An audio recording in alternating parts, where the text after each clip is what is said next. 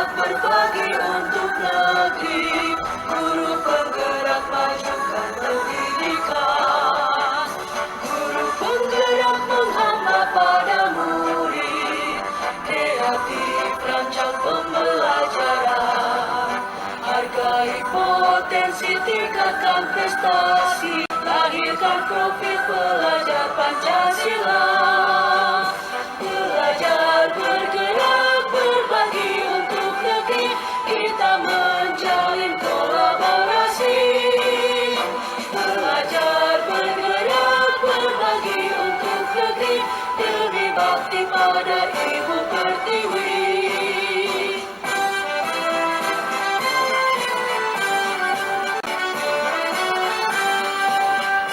Bulatkan tekad, kuatkan hati, negeri ini memanggilmu kawan. Belajar bergerak berbagi untuk negeri, guru penggerak majukan pendidikan, guru penggerak menghamba pada murid, kreatif rancang pembelajaran, hargai potensi, lahirkan profil pelajar Pancasila. Belajar bergerak berbagi untuk negeri, kita menjalin kolaborasi. Belajar bergerak berbagi untuk negeri, demi bakti pada Ibu Pertiwi. Belajar bergerak berbagi untuk negeri, kita menjalin kolaborasi. Belajar bergerak berbagi untuk negeri, demi bakti pada Ibu Pertiwi.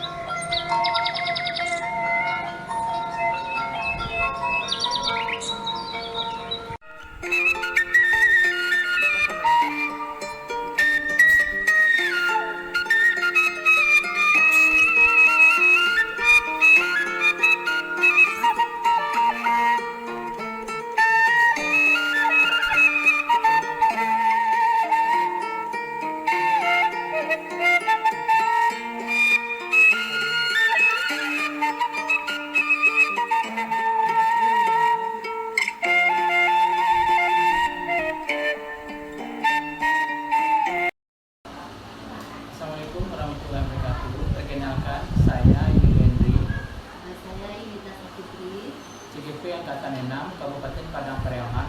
Pada hari ini akan mewawancarai Ibu Ra Ramawati MSc selaku Kepala Sekolah SMA 1 2x11 Kaitanang, dalam rangka melaksanakan tugas kami di kelas modul 3.1, yaitu pengambilan keputusan berbasis nilai-nilai kebajikan sebagai pemimpin. di sini Yunita sampaikan selama ini bagaimana dapat mengidentifikasi kasus-kasus yang merupakan dilema etika atau rujukan moral. Kalau kita lihat ke dalam model kasusnya, itu kita nanti bisa melihat mana di antara kasus itu yang lebih benarnya, banyak benarnya, maka kasus tersebut kita katakan dengan dilema etika.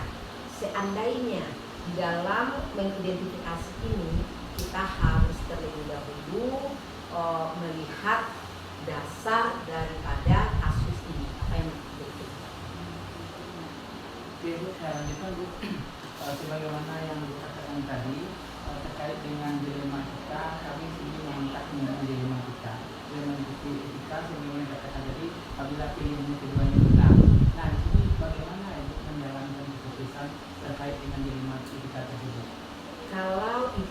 pilihannya kedua-duanya benar, maka kita akan melihat segi positifnya. Nilai benar ini sifatnya adalah agak relatif. Jadi kita harus merunut dulu mana yang lebih banyak segi positif. Segi positifnya yang benar pertama dan yang benar yang kedua. Ya, jadi kita runtut. Jangan salah nanti kita mengambil keputusan harus kita pilih yang paling tepat. Berarti di sini saya simpulkan keberpihakannya tetap kepada murid. Iya.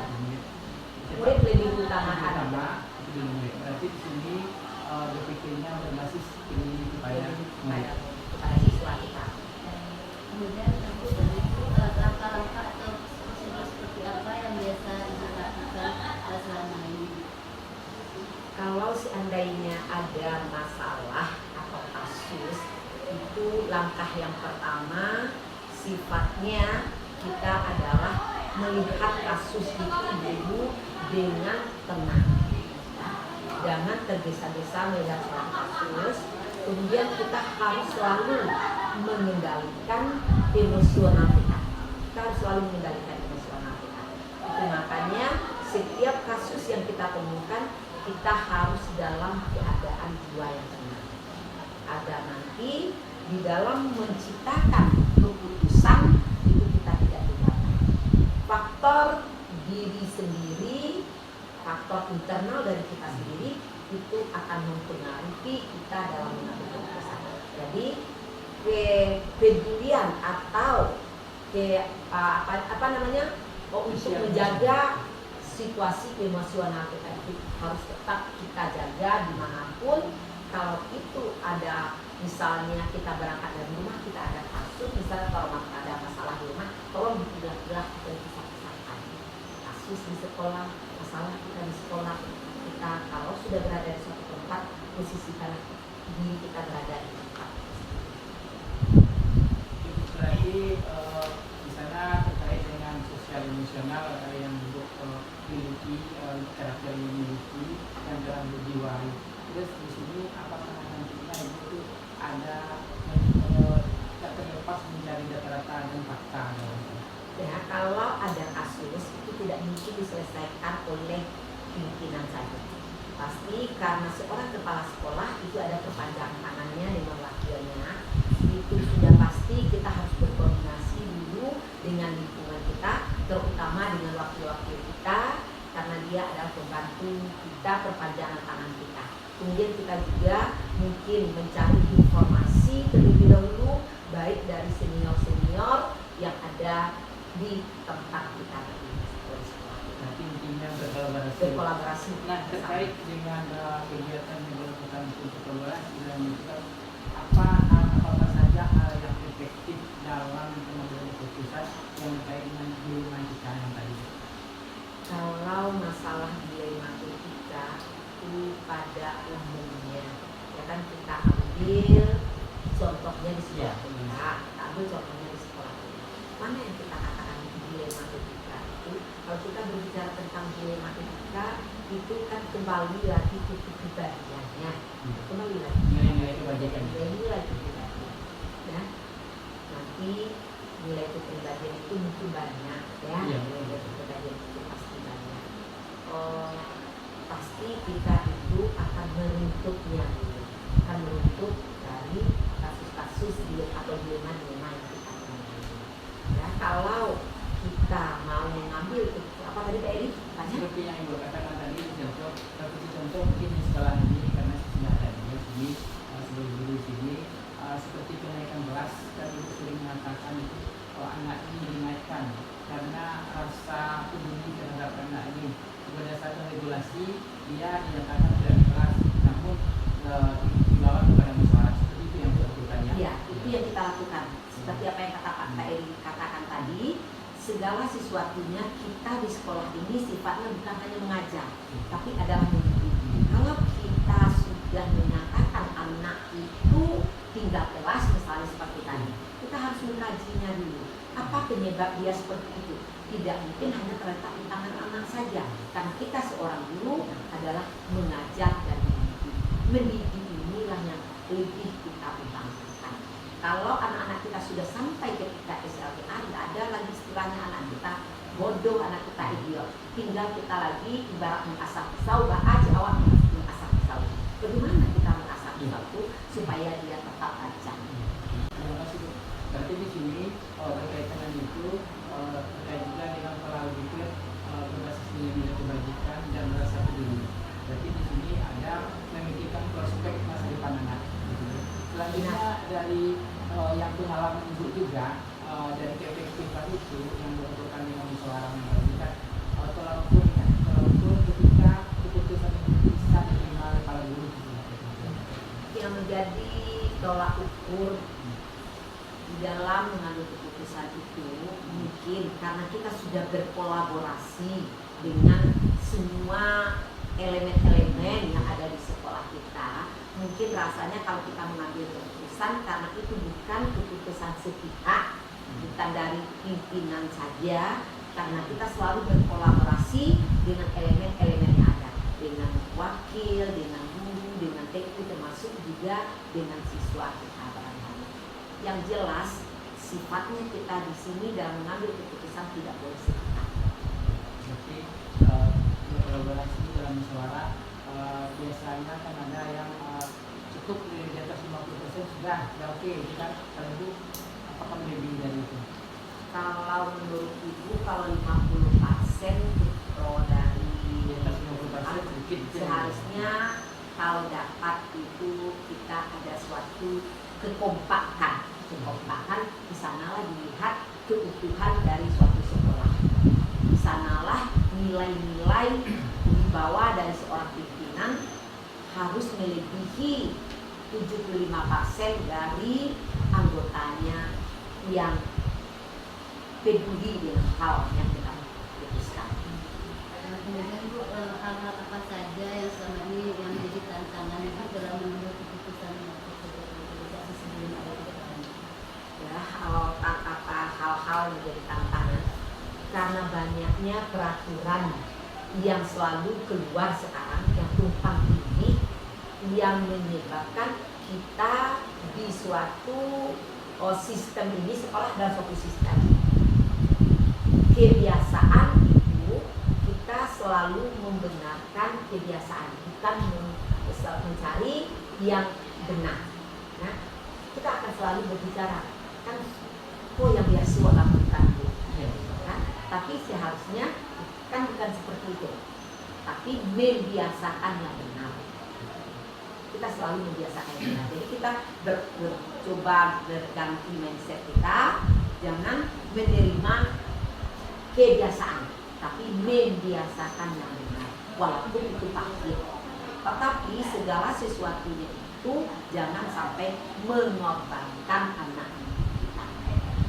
Berarti tetap berpihak kepada murid, kemudian juga berbasis terkait dengan karakter ya. Iya. Nah, selanjutnya dalam beberapa kasus dilema etika itu kejadian itu ada yang langsung, ada yang ibu dapat informasi. Nah, dalam hal ini bagaimana itu dalam sikap itu, apakah ada jadwal waktu tertentu, apakah ada yang langsung, tidak langsung terhadap penanganan kasus itu?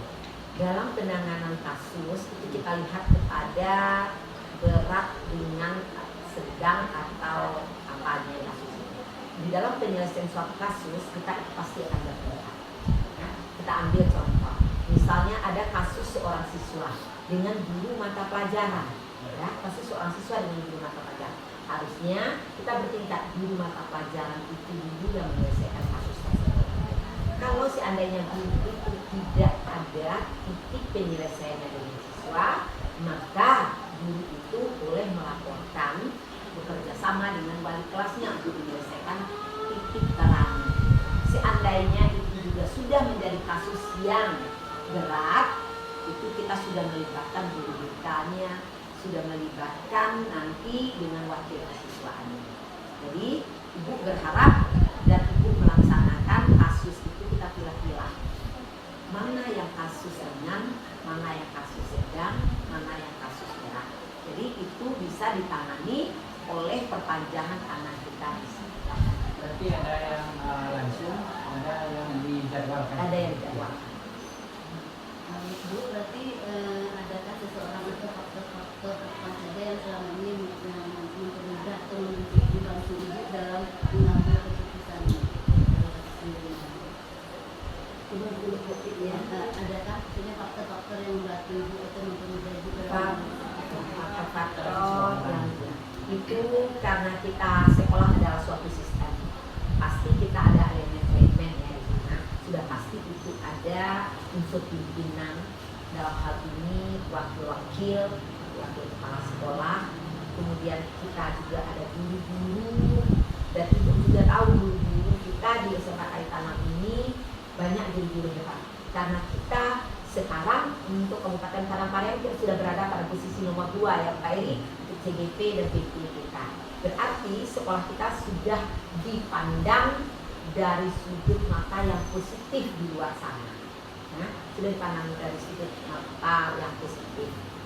Dalam hal ini, kalau kita melihat siapa-siapa saja mungkin yang akan mempengaruhi dalam pengambilan keputusan ini, faktor-faktor apa itu pasti nanti terkait dengan wakil, guru, ibu, dengan aparat keamanan di sekolah kita tidak bisa lepas karena sekolah adalah sistem.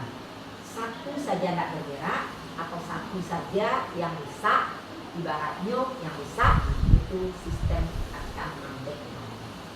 Di samping itu yang dari sekolah itu di sekolah pun ada atasan seperti kakabin dan lain rekan-rekan ibu yang telah senior telah sekolah, tapi itu mempengaruhi dalam membantu ibu dalam mengambil keputusan. Dalam hal pengambilan keputusan seperti itu, karena seorang kepala sekolah itu juga punya atasan, ya, juga punya rekan kerja.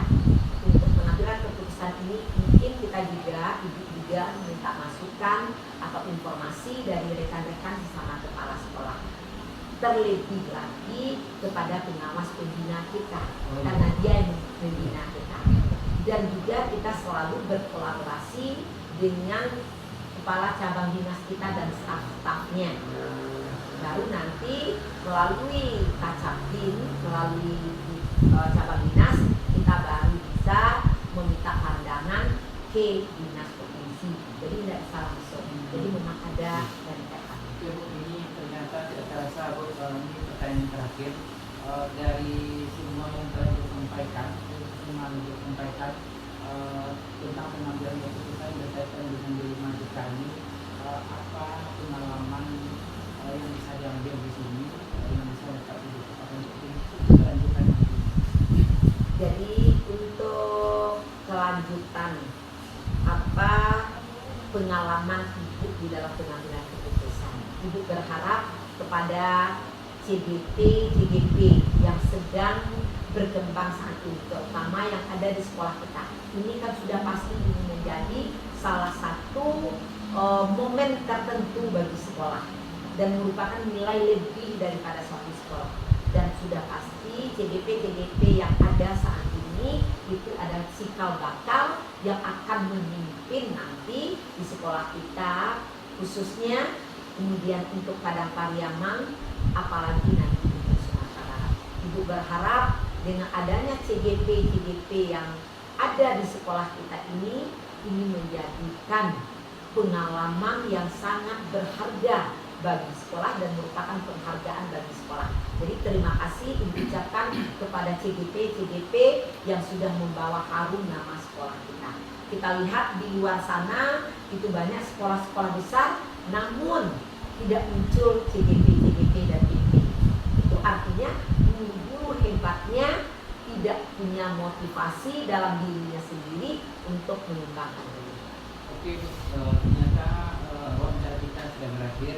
Sebagaimana yang disampaikan tadi, kami akan melakukan refleksi juga terkait dengan yang disampaikan tadi tentang CGP itu tidak terlepas dari motivasi ibu juga.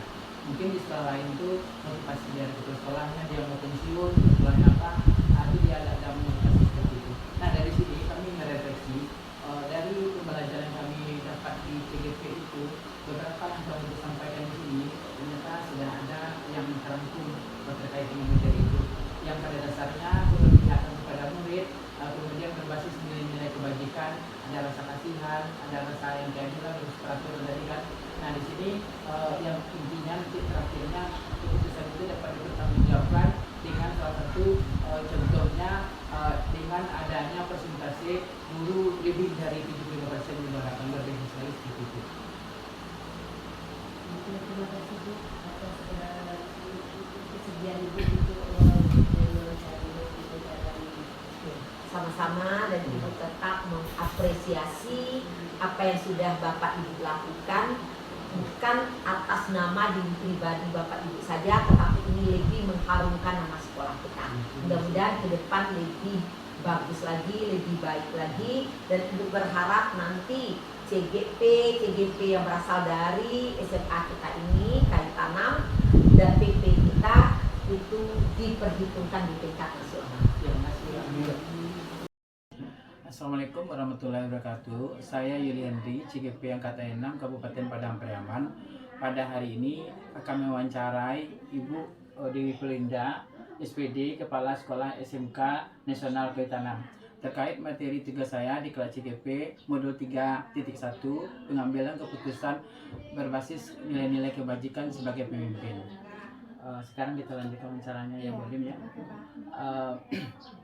Selama ini berdasarkan pengalaman Ibu dalam menindaki kasus-kasus, bagaimana Ibu mengidentifikasi kasus-kasus yang berkaitan dengan dilema etika atau bujukan moral? Baik, dilihat dari pertanyaan Bapak ya, ketika saya melihat sejauh ini keputusan yang saya ambil itu antara sisi baik dan yang lainnya benar, sama-sama benar, itu mungkin saya dihadapkan dengan dilema etika. Namun jikalau sisinya itu baik dan salah satunya itu cenderung yang salah, itu saya merasa itu adalah bujukan moral. Itu seperti Terima itu. kasih Bu. Sebagaimana yang berkatakan tadi, dilema etika, kalau pilihannya itu keduanya benar, bagaimana Ibu menjalankan dalam pengambilan keputusan tersebut? Sejauh ini ketika saya mengambil keputusan tersebut, mungkin saya lebih cenderung melihat esensi keputusan saya itu dampaknya kemana. Jikalau keputusan saya itu berdampak untuk kepentingan siswa atau murid, mungkin di situ saya akan membuat keputusan seperti itu, Pak. Berarti di sini Ibu mempunyai prinsip mengutamakan berpihak kepada murid ya Pak? Iya. Rasa peduli kepada muridnya. Selanjutnya, bagaimana langkah-langkah atau prosedur Ibu dalam menjalankan keputusan tersebut? Oke, untuk langkah-langkah mungkin yang pertama saya tentu memikirkan apakah keputusan yang saya ambil itu untuk kepentingan siswa, itu yang pertama. Nah yang kedua, ketika saya mengambil keputusan itu saya juga memikirkan bagaimana rasa nyaman buat saya gitu Pak. Oke, Bu. Hal-hal apa saja yang Bu anggap efektif dalam pengambilan keputusan itu? Hal yang paling efektif ketika saya mengambil keputusan itu, mungkin saya melihat siapa yang terlibat di dalamnya, ya.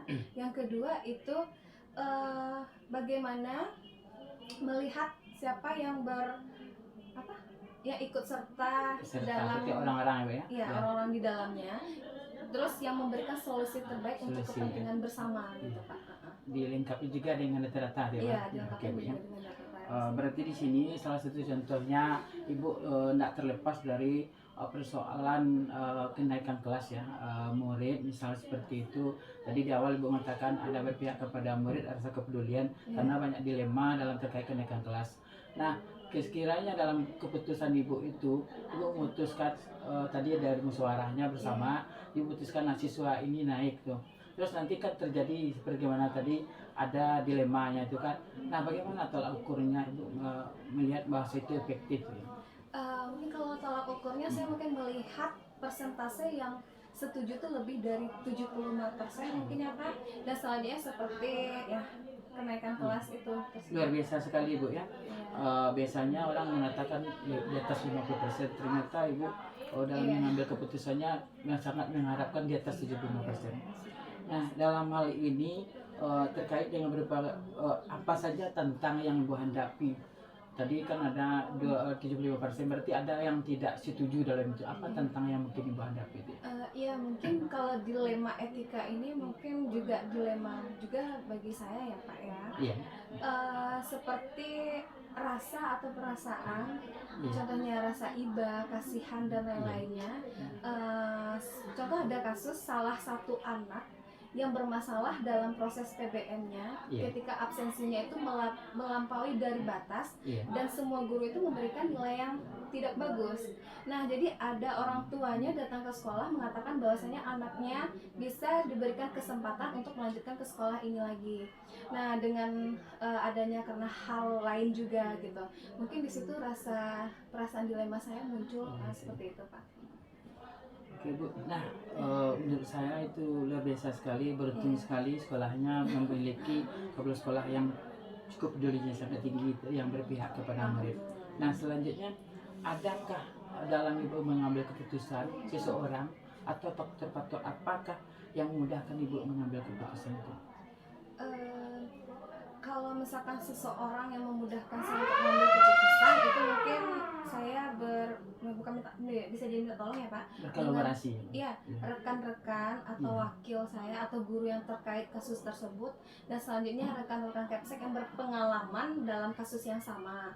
Selanjutnya mungkin saya ke atasan saya, bisa jadi Kacabdin dan lain-lainnya. Berarti Ibu tetap berkolaborasi ya? Iya. Mungkin ada yang tertinggal bagi saya Bu. Iya. Dalam Ibu mengambil keputusan itu, Iya. apakah Ibu memiliki jadwal tertentu? Adakah dia langsung tindakannya atau seperti jadwal tertentu yang saya maksud tadi? Oh, mungkin kalau misalkan sebuah kasus yang terjadwal ya Pak ya, kalau misalkan yang terjadwal yang tidak mendesak, mungkin saya berusaha mencari tempat yang nyaman jikalau kasus ini mendesak. Tapi kalau misalkan terjadwal, jika kasusnya itu tidak kasusnya mendesak, kalau terjadwal dia tidak mendesak. Berarti memilah-milah model kasusnya Bu ya. Selanjutnya ini yang terakhir ya Bu ya. Iya. Dari pembicaraan kita tadi, apa pengalaman yang bisa Ibu petik terhadap pengambilan keputusan dilema etika? Mungkin kalau misalkan pengalaman dari dilema etika ini, saya meningkatkan wawasan tentang pengambilan keputusan tersebut dan update literatur tentang pengambilan keputusan. Wah, pertanyaan kita sudah berakhir. Senang sekali berjumpa dengan Ibu. Ya. Kali ini muda dan energik. Ternyata update terus dengan informasi. Walaupun muda dalam pengambil keputusan, Ibu luar biasa sekali. Nah, terkait dengan yang saya pelajari, Ibu, yang mana yang Ibu sampaikan tadi rasanya sudah melingkupi secara prinsip dasar keputusan berprinsip berpihak kepada murid, kemudian mengandung nilai-nilai kebajikan seperti rasa kasihan tadi. Berikutnya keputusan Ibu itu juga Ibu bisa pertanggungjawaban dengan ujinya. Salah satu contohnya pengujian persentase dari guru yang setuju contoh kenaikan kelas untuk yang lain. Terima kasih Bu atas waktu dan kesempatannya. Oke Pak, sama-sama ya Pak. Lahirkan profil pelajar Pancasila, belajar bergerak berbagi untuk negeri, kita menjalin kolaborasi. Belajar bergerak berbagi untuk negeri, demi bakti pada Ibu Pertiwi.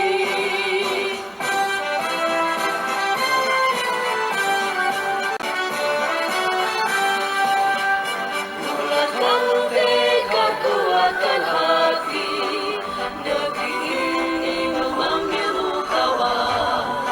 Belajar bergerak berbagi untuk negeri, guru penggerak majukan pendidikan.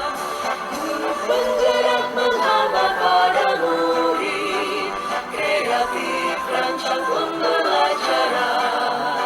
Hargai potensi, lahirkan profil pelajar Pancasila. Belajar bergerak berbagi untuk negeri, kita menjalin kolaborasi. Belajar bergerak berbagi untuk negeri, demi bakti pada Ibu.